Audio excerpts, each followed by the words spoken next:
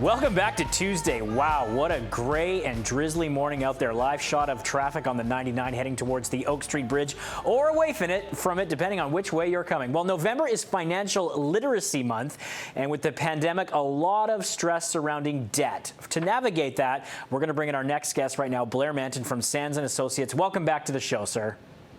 Thank you. My pleasure to be here. Yeah, we're going to go through a number of issues and steps you can take to alleviate your debt stress. And the first one is identifying and acknowledging those kind of debt triggers.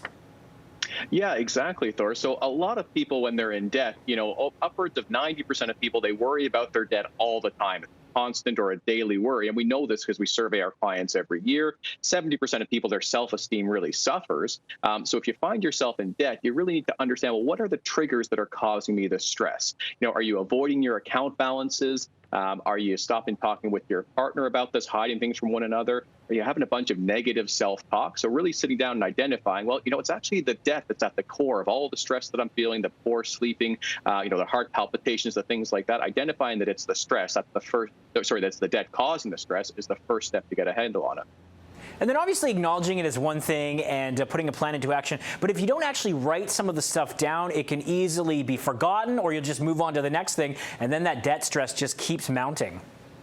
Absolutely. So, it's nothing rocket science, nothing too crazy, but you need to sit down with a couple of blank sheets of paper. One of them, write down all of your debts. So figure out, how much is owing, what's the account number, what's the minimum payment. And then the second sheet of paper, write down a budget. Say, here's where I think I spend my money each month, and here's the income coming in. And then for a month, track your spending and see, are you able to live within this budget, or have you put yourself in an impossible situation that even if you're scrimping and saving and not spending anything frivolously, you're still not able to service your debts each month? You really need to make sure that you're taking the steps to make sure that those things balance, and if not, get some help.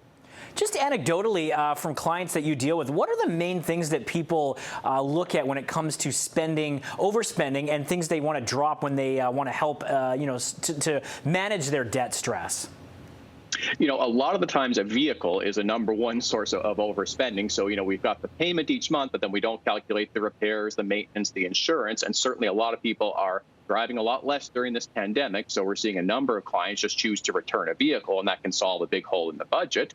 Sometimes it's just something they can't help. It's an income issue. Hours have been cut, or wages have been cut, something like that, or someone's gotten ill. So it's not always expenses that can be managed. Often it's the income as well that can cause a problem. Okay, interesting. And there could be a lot of debt issues with people with respect to different bills they have to pay. But the one thing to remember as well is take it one step at a time.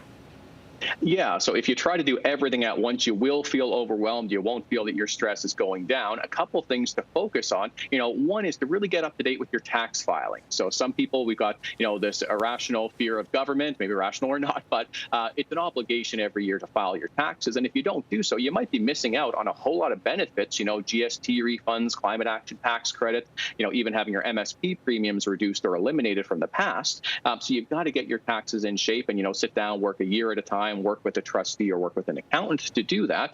Another is to think about, well, you should have a will written. You should be thinking about your retirement, your TFSAs, RRSPs. But, the number one red blinking light for us is if someone comes in, they haven't filed taxes for a lot of years. Sometimes they're getting thousands of dollars back. That's actually going to really help them with their debt problem.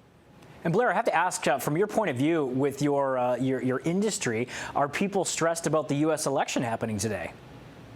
Well, they are. I think, we've got a lot of stresses going on right now, but we've all got some anxiety as well of what's going to happen south of the border, because we know it is going to impact us.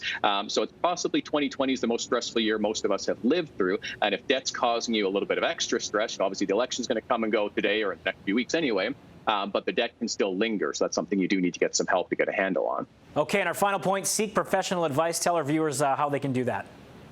Absolutely. So you want to talk to a licensed insolvency trustee. That's your best ally to deal with debt. They're government licensed, government endorsed to help you reduce all debts, including income taxes, student loans, credit cards, all of that. So sit down with a trustee. It's a free, confidential consultation. They'll help you get back on track, and guaranteed it's going to reduce your debt stress and give you a better path forward.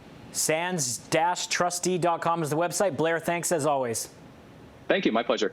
All right, you take care. That's Blair Manton from Sands & Associates, and we'll have much more BT to come, including the top headlines of the day.